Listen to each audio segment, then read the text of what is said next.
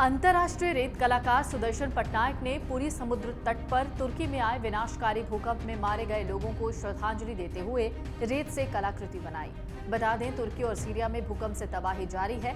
इसी बीच भारतीय सेना और एनडीआरएफ की टीमों ने तुर्की में मोर्चा संभाल लिया है। भारतीय सेना ने भूकंप प्रभावित इलाकों में फील्ड हॉस्पिटल बनाया है, जहां घायलों का लगातार इलाज चल रहा है। वहीं एनडीआरएफ की टीमें भी रेस्क्यू में जुट गई हैं। एनडीआरएफ की 3 टीमें अलग अलग क्षेत्रों में इमारतों के मलबों में जिंदगियों की तलाश कर रही हैं। सैंड आर्ट के जरिए सुदर्शन पटनायक ने अपने संदेश में कहा कि भूकंप पीड़ितों को बचाने के लिए हाथ मिलाएं। इस कलाकृति में ध्वस्त इमारतों के बीच में फंसे एक बच्चे को दिखाया गया है। इस कलाकृति को बनाने में करीब 15 टन रेत का इस्तेमाल किया गया है। तुर्की और सीरिया में सोमवार को आए विनाशकारी भूकंप में करीब 10,000 से ज्यादा लोगों की जान गई है। तुर्की और सीरिया में आए भूकंप में कई लोगों ने अपनी जान गंवा दी, हजारों लोग घायल हैं। पूरी दुनिया में इस त्रासदी को लेकर लोगों में शोक है। लोग दुआएं कर रहे हैं उनके लिए जो अभी भी मलबे में दबे हुए हैं। भारत में लोग तुर्की और सीरिया को लेकर दुआएं कर रहे हैं। भारत के सीरिया और तुर्की को पहुंचाए जा रहे मदद की सराहना की जा रही है। तुर्की और सीरिया में आए विनाशकारी भूकंप में मरने वालों की संख्या 15,383 हो गई है। इसके बाद से 70 देशों और 14 अंतर्राष्ट्रीय संगठनों ने तुर्की को राहत की पेशकश की है। भारत भी राहत भेज रहा है। हिंडन एयरबेस गाजियाबाद में भारत के केंद्रीय विदेश राज्य मंत्री वी मुरलीधरन ने बताया कि तुर्की में आए भूकंप से प्रभावित लोगों की मदद के लिए भारत 4 टीमें भेज चुकी है। इसमें एनडीआरएफ बचाव दल की 2 और मेडिकल सहायता के लिए 2 टीमें हैं। दुनिया भर के कई देशों ने बचाव के प्रयासों में इन दोनों ही देशों की मदद की है। आपको बता दें कि भूकंप के कारण मलबे में दबे लोगों को निकालने और वहां घायल लोगों को इलाज देने के लिए भारत हर मुमकिन कोशिश कर रहा है। तुर्की सीरिया भूकंप के बाद भारत लगातार वहां के लोगों की मदद करने में जुटा है। भारत सरकार ऑपरेशन दोस्त के तहत राहत सामग्री भेज रही है। इसके तहत भारत ने राहत सामग्री से भरी 6ठी फ्लाइट तुर्की भेजी।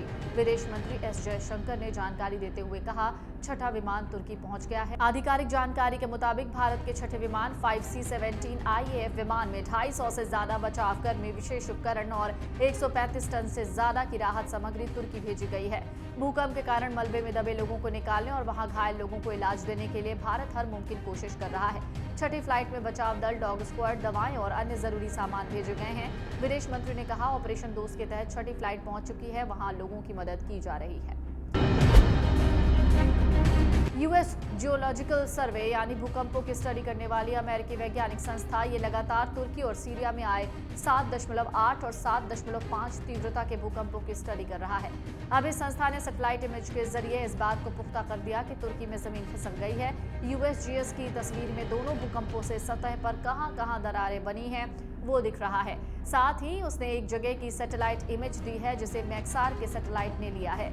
इसमें एक मैदान में 2 सड़कें दिख रही हैं जो 2 हिस्सों में बंट गई हैं, क्योंकि सड़कों के बीच से ही फॉल्ट लाइन जा रही थी। भूकंप की वजह से फॉल्ट लाइन हिल गई है, सतह पर दरार पड़ गई है। ये यूएसजीएस की प्राइमरी रिपोर्ट है, लेकिन सैटेलाइट तस्वीरों को झुठलाया नहीं जा सकता। तुर्की के पश्चिम शहर इज़मित में आए 7.4 तीव्रता के भूकंप में 17,400 से ज्यादा लोग मारे गए हैं। इसके बाद यहां की सरकार ने आम बोलचाल की भाषा में भूकंप टैक्स कहा जाने वाला बाध्यकारी लेवी जनता पर थोपा था।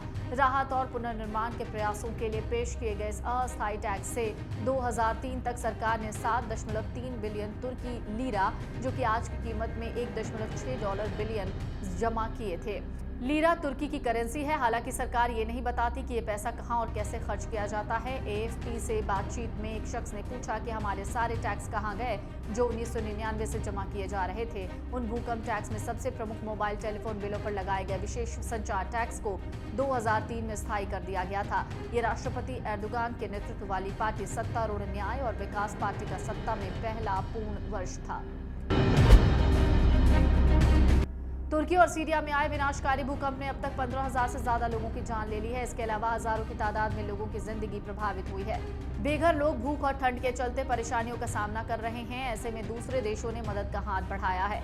सऊदी अरब भी इसमें पीछे नहीं है। सऊदी अरब में पीड़ितों के लिए दान मुहिम के जरिए कुछ ही घंटों में 70 मिलियन रियाल यानी 15 अरब भारतीय रुपए से ज्यादा इकट्ठा किए गए हैं। एक खबर के मुताबिक किंग सलमान सेंटर ने बुधवार को रियाद में सहम पोर्टल के जरिए एक पब्लिक डोनेशन मुहिम शुरू की। शाह सलमान सेंटर के ट्विटर अकाउंट पर बताया गया कि एक शख्स ने राहत अभियान के लिए 10 मिलियन रियाल दान किए हैं। 10 मिलियन रियाल दान करने वाले शख्स के अलावा 2,18,000 अन्य लोगों ने भी इस मुहिम में हिस्सा लिया। नीदरलैंड के एक रिसर्चर फ्रैंक हुगरबिट्स ने तुर्की में भूकंप आ सकने की चेतावनी दी थी। 3 फरवरी को हुगरबिट्स ने इस बारे में ट्वीट किया। डच रिसर्चर हुगरबिट ने 3 फरवरी को ट्वीट किया था। साउथ सेंट्रल तुर्की, जॉर्डन, सीरिया और लेबनान के इलाके में देर सवेर 7.5 मैग्नीट्यूड का भूकंप आएगा। 6 फरवरी को तुर्की, सीरिया और आसपास के इलाकों में इतनी ही तीव्रता का भूकंप आया। ट्विटर पर फ्रैंक हुगरबिट्स के बायो में लिखा है कि वो नीदरलैंड के सोलर सिस्टम ज्योमेट्री सर्वे में काम करते हैं। हुगरबिट्स ने SSGS का एक ट्वीट भी रीट्वीट किया जिसमें कहा गया कि 4 से 6 फरवरी के बीच एक बड़ी भूगर्भीय हलचल हो सकती है और हो सकता है कि 6 या इससे ज्यादा तीव्रता का भूकंप आए। तुर्की में लगातार रेस्क्यू ऑपरेशन चलाया जा रहा है। इसी बीच एक प्यारे से कुत्ते को मलबे से निकाला गया। जब सर्च ऑपरेशन चलाया गया उसी दौरान रेस्क्यू टीम को मलबे के नीचे एक छोटा सा कुत्ता मिला। रेस्क्यू टीम को लगा कि शायद ये जिंदा नहीं होगा, लेकिन जैसे ही मलबे को हटाया गया कुत्ता जिंदा मिला। रेस्क्यू टीम ने तुरंत कुत्ते को पानी पिलाया, जिसकी वीडियो इस वक्त सोशल मीडिया पर वायरल हो रही है। लोग इस वीडियो पर तरह तरह के कॉमेंट्स कर रहे हैं। तुर्की से सीरिया तक भूकंप के बाद राहत बचाव दल के लोग मलबों में दबी जिंदगी की तलाश कर रहे हैं। तुर्की से सीरिया तक ऐसे कई बच्चों की तस्वीरें सामने आ रही हैं जिन्हें रेस्क्यू टीम के लोग मलबे के अंदर से 2-2 दिन बाद भी सुरक्षित बाहर निकाल रहे हैं और कामयाबी भी मिल रही है। तुर्की और सीरिया से रेस्क्यू की चौंकाने वाली तस्वीरें सामने आई। इसी दौरान एक बच्ची का रेस्क्यू किया गया जो मलबे में दबी मुस्कुरा रही थी और पानी मांग रही थी। दरअसल रेस्क्यू टीम को इस बच्ची को बाहर निकालने में थोड़ा ज्यादा समय लग रहा था, लेकिन बच्ची आराम से मलबे के नीचे दबी रही और मुस्कुराकर पानी मांगती दिखी। ये वीडियो भी वायरल हो रहा है। मलबे में फंसा बच्चा वीडियो बना रहा है। जहां एक वीडियो लगातार सोशल मीडिया पर वायरल हो रहा है। दरअसल ये वीडियो सीरिया का बताया जा रहा है और ये एक सीरियाई लड़का है जो खुद को बचाने की अपील कर रहा है। ये लड़का मलबे में दबा हुआ है और अपना ही वीडियो बना रहा है।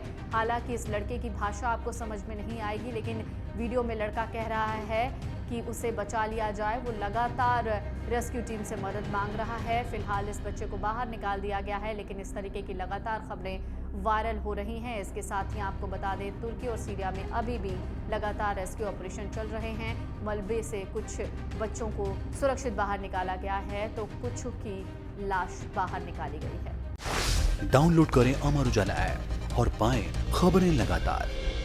अगर आप ये वीडियो YouTube पर देख रहे हैं तो हमारे चैनल को सब्सक्राइब करें और बेल आइकन को दबाना ना भूलें। अगर आप Facebook पर ये वीडियो देख रहे हैं तो हमारे पेज को लाइक करें।